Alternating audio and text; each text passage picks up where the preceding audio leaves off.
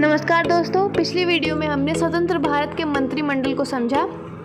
आज के इस वीडियो में हम भारतीय संविधान की प्रस्तावना यानी कि preamble of the Indian constitution के बारे में जानेंगे। पंडित जवाहरलाल नेहरू द्वारा प्रस्तुत उद्देश्य संकल्प में जो आदर्श प्रस्तुत किया गया उन्हें संविधान की उद्देशिका में शामिल कर लिया गया।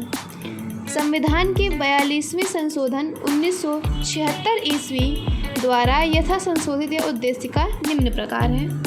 हम भारत के लोग भारत को एक संपूर्ण प्रभुत्व संपन्न समाजवादी पंथ निरपेक्ष लोकतंत्रात्मक गणराज्य बनाने के लिए तथा उसके समस्त नागरिकों को सामाजिक आर्थिक और राजनीतिक न्याय विचार अभिव्यक्ति विश्वास धर्म और उपासना की स्वतंत्रता प्रतिष्ठा और अवसर की समता प्राप्त करने के लिए तथा उन सब में व्यक्ति की गरिमा और राष्ट्र की एकता और अखंडता सुनिश्चित करने वाली बंधुता बढ़ाने के लिए दृढ़ संकल्प होकर अपनी संविधान सभा में आज तारीख 26 नवंबर 1949 ईस्वी मिति मार्गशीर्ष शुक्ल सप्तमी संवत 2006 विक्रमी को एतद द्वारा इस संविधान को अंगीकृत अधिनियमित और आत्मर्पित करते हैं। आइए कुछ प्रमुख बिंदु जानते हैं। संविधान की प्रस्तावना को संविधान की कुंजी कहा जाता है। प्रस्तावना के अनुसार संविधान के अधीन समस्त शक्तियों का केंद्र बिंदु अथवा स्रोत भारत के लोग हैं। प्रस्तावना में लिखित शब्द यथा हम भारत के लोग इस संविधान को अंगीकृत अधिनियमित और आत्मार्पित करते हैं भारतीय लोगों की सर्वोच्च संप्रभुता का उद्घोष करता है। संविधान सभा में उद्देश्य प्रस्ताव प्रस्तुत हुआ 13 दिसंबर 1946 में। भारतीय संविधान का कौन सा भाग भारत को एक धर्मनिरपेक्ष राज्य के रूप में वर्णित करता है? संविधान की प्रस्तावना। सर्वोच्च न्यायालय ने ऐसा किस बात में कहा कि प्रस्तावना में भी संशोधन किया जा सकता है परंतु यह मूल ढांचे का उल्लंघन करने वाला नहीं होना चाहिए? केशवानंद भारतीवाद 1973। बेरुवाड़ीवाद में ही सर्वोच्च न्यायालय ने प्रस्तावना को संविधान का अंग नहीं माना, इसीलिए विधायिका प्रस्तावना में संशोधन नहीं कर सकती, ऐसा कहा गया था।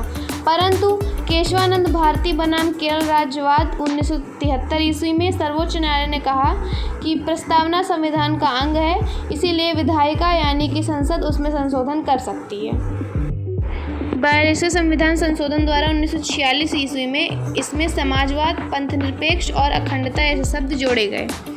भारत के संविधान की प्रस्तावना में 3 प्रकार के न्याय सामाजिक आर्थिक राजनैतिक उल्लेखित हैं तथा 5 प्रकार की स्वतंत्रता विचार अभिव्यक्ति विश्वास धर्म एवं उपासना का वर्णन है।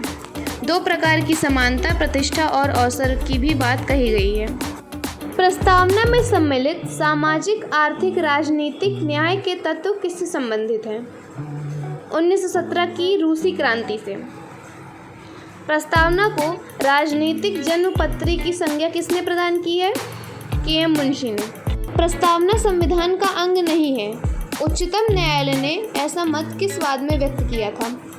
बेरुबारी संघ मामले में 1960। राज्य का सबसे महत्वपूर्ण तत्व क्या है? संप्रभुता। आइए कुछ संविधान संबंधी विचारों के बारे में जानते हैं। प्रस्तावना को राजनीतिक जन्मपत्री कहा के.एम. मुंशी ने। प्रस्तावना को संविधान की आत्मा कहा ठाकुर दास भार्गव ने। प्रस्तावना को संविधान का परिचय पत्र कहा N.N. पालकीवाला ने। संविधान निर्माण में महत्वपूर्ण भूमिका निभाने वाले संविधान सभा के सदस्य सर अल्लादी कृष्ण स्वामी अय्यर के अनुसार संविधान की प्रस्तावना हमारे दीर्घकालीन सपनों का विचार है। तो दोस्तों आइए कुछ महत्वपूर्ण बातें जानते हैं। भारत का संविधान विश्व का सबसे बड़ा लिखित एवं सर्वाधिक व्यापक संविधान है। यह अंशतः कठोर और अंशतः लचीला है। लिखित संविधान की अवधारणा फ्रांस की देन है। भारतीय राजनीतिक व्यवस्था में संविधान सर्वोच्च है। भारत का संविधान अपना प्राधिकार भारत की जनता से प्राप्त करता है।